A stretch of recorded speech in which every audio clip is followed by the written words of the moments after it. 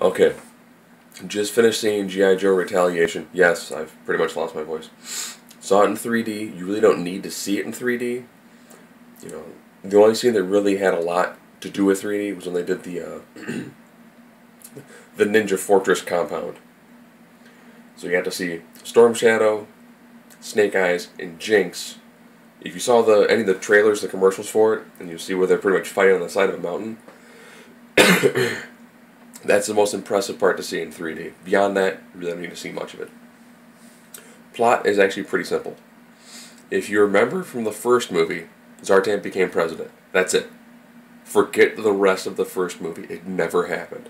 Just Zartan became president. By impersonating the president.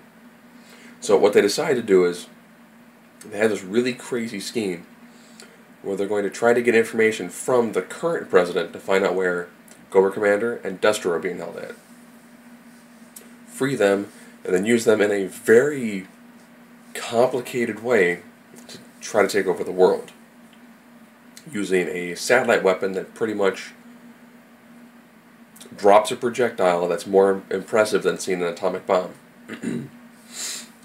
So it's actually very impressive. It's a really unique way of doing it. The nice thing about this one is, this is an action movie. It's predominantly action. And it is pretty much The Rock. It is The Rock playing the normal role you see The Rock playing.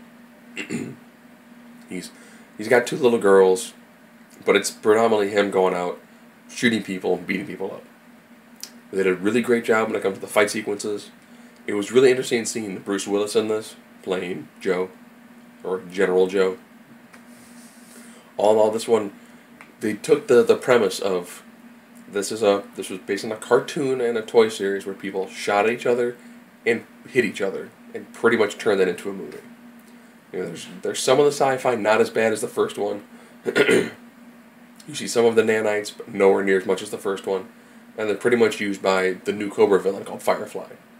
And you'll know all of his nanites glow like fireflies, and they're pretty much almost always explosive.